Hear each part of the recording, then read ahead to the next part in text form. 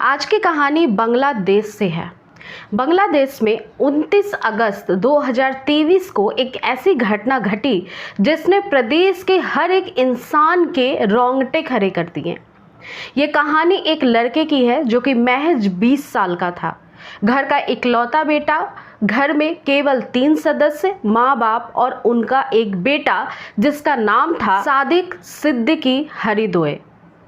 परिवार का इकलौता बेटा होने की वजह से इसकी परवरिश में किसी बात की कमी माँ बाप ने होने नहीं दी थी। लेकिन माँ बाप की माली हालत इतनी भी अच्छी नहीं थी कि वो अपने बच्चे को सारे सुख दे पाए। बांग्लादेश के छठगांव में सादिक का जन्म हुआ था। जन्म के बाद उसके पालन पोषण में माँ बाप ने कोई कमी नहीं छोड़ी थी। उसके स्कूल की पढ़ाई काफ़ी अच्छे से पूरी कराने के लिए उसके पिताजी दिन रात मेहनत किया करते थे। वो इकलौता बेटा था अपने परिवार का, देखने में खूबसूरत और दिमाग का बहुत तेज़ भी था। पढ़ाई में बहुत मन लगाया करता था, इस वजह से उसकी पढ़ाई भी काफ़ी अच्छी हुई और वो बहुत अच्छा पढ़ाई में भी कर रहा था। जब वो धीरे धीरे बड़ा होता है और अपने माँ बाप को इस तरह से स्ट्रगल करते देखता है, क्योंकि वो एक मध्यम परिवार का बच्चा था, तो उसने बचपन में ही ये तय किया था कि जब उसकी स्कूली पढ़ाई पूरी हो जाएगी, जब वो कॉलेज में जाएगा, तो अपने पिता का हाथ जरूर बटाएगा। जैसे ही उसकी स्कूली पढ़ाई ख़त्म होती है वो कॉलेज में आ जाता है और कॉलेज में आने के बाद अब उसका सबसे पहला काम था कॉलेज की पढ़ाई को पूरा करना और एक अच्छी जॉब की तलाश करना, ताकि कुछ पैसे आए घर में और उससे घर की हालत और सुधर सके। सादिक एक नौकरी की तलाश में जुट जाता है। उसे एक नौकरी मिलती भी है, यानी कि छठगांव में ही उसके घर के थोड़ी ही दूरी पे एक पोल्ट्री फार्म था जहाँ पे मैनेजर की रिक्वायरमेंट थी। इस जॉब के लिए सादिक अप्लाई करता है, इंटरव्यू होता है और सादिक को इस जॉब के लिए सिलेक्ट कर लिया जाता है। सादिक बहुत खुश था, उसके घर वाले बहुत खुश थे। उसकी जो ड्यूटी थी वो अब शुरू हो गई थी। बेहद ईमानदार लड़का होने की वजह से वो अपने काम को भी बहुत मेहनत से करता था। सुबह कॉलेज की पढ़ाई करना और फिर शाम से ही उसकी जॉब शुरू हो जाती थी। इस तरह से उसका पूरा दिन बीतता था। अब बात करते हैं 29 अगस्त 2023 की। 29 अगस्त 2023 को भी जो सादिक है वो अपने जॉब के लिए जिस टाइम पे घर से निकलता था, बिल्कुल उसी टाइम पे निकलता है। सादिक मैनेजर के पोस्ट पे था इस पोल्ट्री फार्म में। इस सादिक के अंडर में 6 लड़के काम किया करते थे। ये 6 लड़के सादिक से उम्र में बड़े थे, क्योंकि सादिक महज 20 साल का था। बहुत ज़्यादा तेज़ बुद्धि का होने की वजह से, अच्छी पढ़ाई लिखाई की वजह से उसे मैनेजर की पोस्ट मिली थी। इस वजह से ये हमेशा अपने काम को तो बेहद ईमानदारी से करता ही था। ये कोशिश करता था कि इसके अंडर जितने भी लड़के काम कर रहे हैं वो भी अपने काम को बहुत ईमानदारी से करें।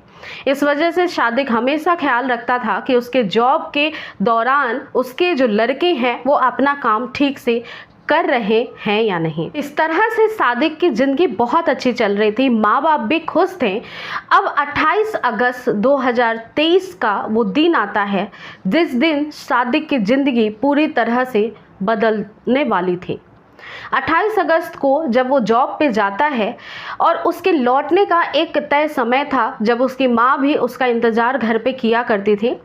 शाम के समय उसका जॉब शुरू होता था। जॉब की पूरी जो टाइमिंग थी वो कंप्लीट करके घर आता था, लेकिन 28 अगस्त को ऐसा नहीं हुआ। वो घर वापस नहीं आता है। बहुत लेट नाइट हो जाता है, मतलब रात का समय होता है और माँ इधर, जिसका नाम था नाइदा अख्तर अब परेशान होने लगती हैं। रात का समय हो गया था और सादिक अब तक वापस घर नहीं लौटा था। माँ पिता से ये बात कहती है और थोड़ी परेशान होने लगती है। सादिक के नंबर पे फ़ोन मिलाया जाता है, फ़ोन भी उस समय नहीं लग पाता है, जिस वजह से माँ और परेशान हो जाती है। लेकिन फिर भी पिता कहते हैं कि पहले भी ऐसा हो चुका है, शायद उसे काम का प्रेशर ज़्यादा होगा, शायद ऑफिस में उसके काम ज़्यादा आ गया होगा, जिस वजह से वो काम ख़त्म करके आ जाएगा वापस, तुम चिंता मत करो। माँ को ढाढ़स बढ़ाते हुए आपस में पति पत्नी रात काट लेते हैं। जब रात भर सादिक घर नहीं आता है, सुबह उठने के बाद माँ फिर बेचैन हो जाती है। नंबर मिलाने की कोशिश करती है सादिक के, लेकिन नंबर नहीं मिलता है। कुछ देर प्रयास करने के बाद जब फिर से वो सोचती है कि कॉल फिर से लगाऊं, वैसे ही सादिक के ही नंबर से माँ के फ़ोन पे एक कॉल आता है। नाइदा के पास ये कॉल जो आया था ये सादिक का ही था। सामने सादिक की आवाज़ थी, लेकिन सादिक बेहद डरा हुआ था, परेशान था, घबराया हुआ था। केवल इतना ही माँ को कहता है कि माँ मेरी किडनैपिंग हो चुकी है। इसके आगे वो कुछ पूछ पाती, वैसे ही कॉल कट जाता है। अब माँ नाइदा सादिक के पिता को ये बात बताती है और ज़्यादा परेशान हो जाते हैं। दोनों ही दाम्पत्य ये सोचने लगते हैं कि अब क्या किया जाए, आगे पुलिस को बताएं या फिर ना बताएं। जैसे ही ये सोच रहे थे वैसे ही दोबारा कॉल आता है और इस बार कॉल पे सामने से किसी और की आवाज़ आती है।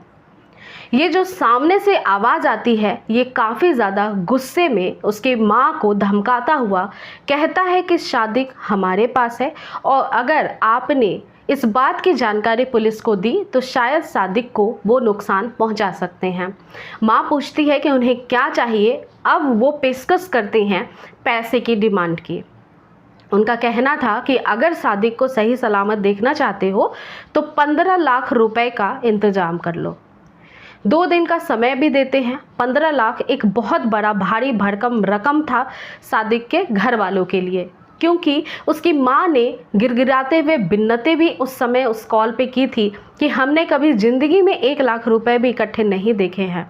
हमारी माली हालत बहुत कमज़ोर है, हम बहुत गरीब परिवार से हैं, इस वजह से 15 लाख रुपए का इंतज़ाम हम बिल्कुल भी नहीं कर पाए। इधर जो किडनैपर्स थे वो लगातार माँ को धमकाए जा रहे थे, पैसे की डिमांड कर रहे थे और साथ ही साथ पुलिस को ना बताने के लिए भी धमकी दी जा रही थी। सादिक की माँ ने बहुत मिन्नतें की। उसके बाद किडनैपर्स ने कहा कि 2 लाख रुपए का इंतज़ाम कम से कम तो करना ही पड़ेगा, उसके बाद ही उनका बेटा सही सलामत घर आ पाएगा। माँ बाप इस बात को स्वीकार कर लेते हैं। उनके लिए काफ़ी बड़ी रकम थी, वो उनके लिए 2 लाख रुपए भी बहुत बड़ी बात थी। लेकिन फिर उन्होंने सोचा कि रिश्तेदारों से, पड़ोसी से, जिससे भी हो हाथ फैलाकर पैसे मांग लेंगे, कर्ज मांग लेंगे और अपने बच्चे को छुड़ा लेंगे। उन्होंने हर एक दरवाजे को खटखटाया, हर एक जान पहचान के लोगों से, हर एक रिश्तेदार से पैसे मांगे और उनकी जो बातचीत थी सभी लोगों से काफ़ी अच्छी थी, व्यवहार बहुत अच्छा था, जिसके बल पे उन्हें पैसे मिल भी गए। कुल 2 लाख रुपए का उन्होंने इंतज़ाम कर लिया और इन सभी में समय बीतता ही चला जा रहा था। अब 2 सितंबर 2023 आ जाता है। 2 लाख रुपए का इंतज़ाम भी हो जाता है।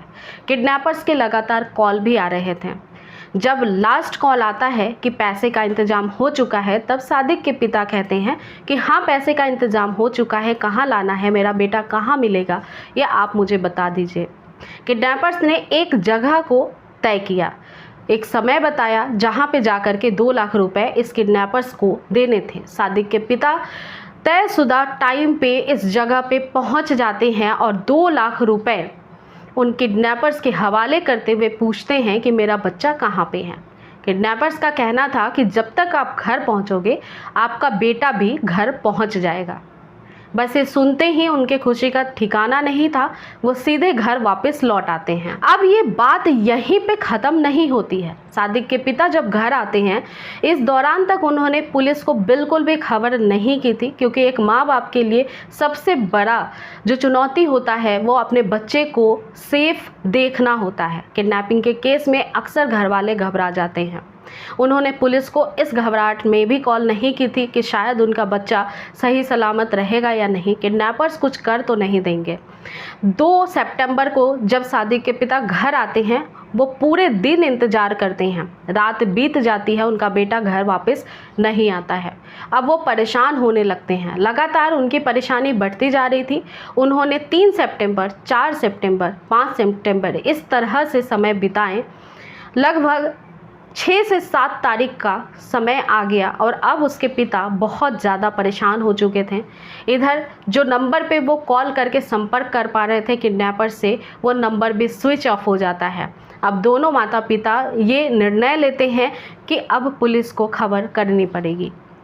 वो तुरंत जाते हैं नज़दीकी पुलिस थाने, सूचना देते हैं पुलिस वालों को, और जब बताते हैं कि काफ़ी वक्त हो गया है उनके बच्चे को गायब हुए हुए, वो 28 अगस्त से घर वापस नहीं आया है, तुरंत ही मौके पे जो पुलिस स्टाफ थे इस मामले को गंभीरता से लेते हुए सादिक की खोज में जुट जाते हैं। सबसे पहले जहां से वो गायब हुआ था इस पोल्ट्री फार्म पे जाते हैं और एक पुलिस की टीम इस पोल्ट्री फार्म के मालिक से पहले पूछताछ करती है। पहले पूछताछ मालिक से, इसके बाद उसके माता पिता से भी पूछताछ होती है। माँ बताती है कि हमारी वैसे तो किसी से भी दुश्मनी नहीं है, लेकिन 2 महीने पहले जून के महीने में सादिक का एक झगड़ा हुआ था और इस पोल्ट्री फार्म के एक लड़के से हुआ था।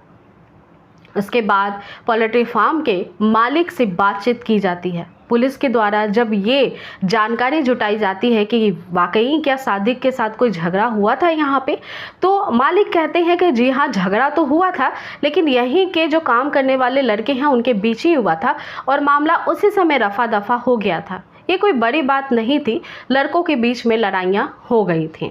इसके बाद उन लड़कों को ढूंढा जाता है। जो 6 लड़के थे सादिक के अंडर काम करते थे, उन सभी को पुलिस पूछताछ के लिए थाने लाती है। बारी बारी से पूछताछ किया जाता है। इनमें से 3 लड़के पुलिस की सख्त कार्रवाई की वजह से अपना मुंह खोलते हैं और अब एक नई कहानी निकलकर सामने आती है। वो कहते हैं कि जून के महीने में सादिक की लड़ाई एक 26 साल के लड़के से हुई थी जो इसी पोल्ट्री फार्म में काम करता है, जिसका नाम उमोन चिंग है। उमोन चिंग इस बात से काफ़ी नाराज़ था कि वो सादिक के अंडर में काम कर रहा है। सादिक की एज काफ़ी ज़्यादा कम थी और वो काम को लेकर के काफ़ी ज़्यादा गंभीर रहता था। इधर उमोंग चिन और कुछ और अन्य लड़के काम में ज़्यादा मन नहीं लगाया करते थे, बात काफ़ी ज़्यादा किया करते थे और जैसे तैसे अपनी ड्यूटी करके घर चले जाया करते थे। ये देखकर सादिक बहुत परेशान होता था, इसलिए वो बार बार इन लड़कों को टोकता था और जिसकी वजह से वो लड़ाई हो गई थी। इस बात को उमोंग ने अपने मन में रखा और एक बहुत बड़ी दुश्मनी इस सादिक से ले ली। बात झगड़े तक ही थी, मैटर जो था रफा दफा हो चुका था, लेकिन फिर भी उमोंग बदला लेना चाहता था सादिक से, जिसकी वजह से उसने एक योजना बनाई। इसमें उसने कुछ लड़के जो अन्य सहयोगी थे जो इसी फार्म में काम करते थे उन्हें भी भागीदार बनाया और लगभग ये 4 से 5 लड़के जो थे वो सब ने मिल करके एक योजना बनाई, एक प्लानिंग किया कि इस सादिक को पहले तो किडनैप करेंगे, फिर मारेंगे, पीटेंगे, उसके बाद इसके फैमिली से पैसे मांगेंगे, जब पैसे मिल जाएंगे इसे छोड़ देंगे। उन्होंने इस प्लानिंग को अंजाम देने का 28 अगस्त का जो दिन तय किया था, उस दिन जब सादिक जॉब के लिए जाता है, जॉब पूरी करता है, अपने घंटे पूरे जब देता है, उसके बाद घर आना होता है उसे, वैसे ही ये उमोंग जो था पीछे से सादिक के मुंह पे एक कपड़ा फेंकता है और उसके बाद इसे सभी लड़के पकड़ के एक कार में बैठा लेते हैं। कार में बैठाने के बाद इस कार को कुछ दूरी पे ले जाकर खड़ा कर दिया जाता है। कार में ही सादिक को लगभग 12 घंटे तक रखा जाता है। इन 12 घंटों के दौरान उन लड़कों के बातचीत की वजह से और साथ ही साथ 1-2 लड़कों के फेस भी सादिक ने देख लिए थे, हाव भाव, बातचीत से, आवाज़ से पहचान लिया था सबको। इस कारण और अब उमोंग बहुत घबरा गया था। घबराहट में पहले उसने सादिक का गला पकड़ा, उसको दबाया और उसे मार डाला। मार डालने के बाद कुछ लड़के ये बताते हैं कि सादिक के कुछ शरीर के हिस्सों को काट कर उमोंग ने पकाया, खा लिया। उसके बाद बचे हुए शरीर के हिस्सों को छठगांव के करीब एक हिली एरिया है जहाँ पे काफ़ी खाइयाँ वगैरह हैं, पहाड़ी इलाका है, वहाँ जा कर के इसके शरीर को फेंक दिया। इतना सुनते ही सारे ही जो मुजरिम थे उन सभी को पकड़ लिया जाता है पुलिस के द्वारा। उमोंग को जिस जगह पे सादिक का शरीर फेंका था उस जगह पे ले जाया जाता है। वहाँ से एक कंकाल बड़ी बुरी हालत में बरामद पुलिस को हो जाती है। इन सारे ही लड़कों को गिरफ्तार करके कोर्ट में पेश किया जाता है और फिर जेल भेजने की तैयारी शुरू कर दी जाती है। लेकिन जैसे ही इन्हें जेल ले जाया जा रहा था, रास्ते में ही जो लोग थे जिन्होंने इस घटना को सुना था, बांग्लादेश के हर एक लोग बहुत ज़्यादा गुस्से में थे।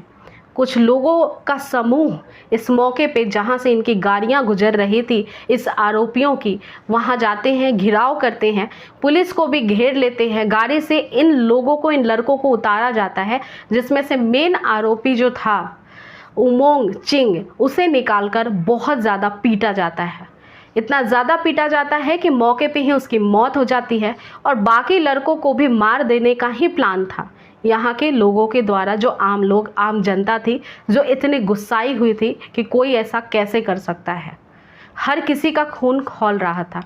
इन बाकी के लड़कों को जैसे तैसे पुलिस की टीम बचाती है और फिर इन्हें जेल भेज दिया जाता है।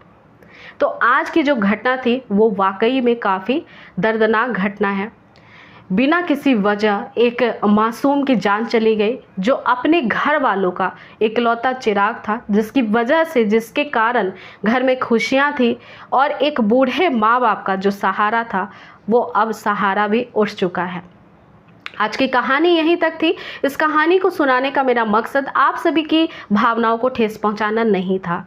अगली कहानी के साथ फिर मुलाकात होगी। तब तक अपना और अपने परिवार का पूरा ख्याल रखिए। स्वस्थ और सुरक्षित रहिए। धन्यवाद।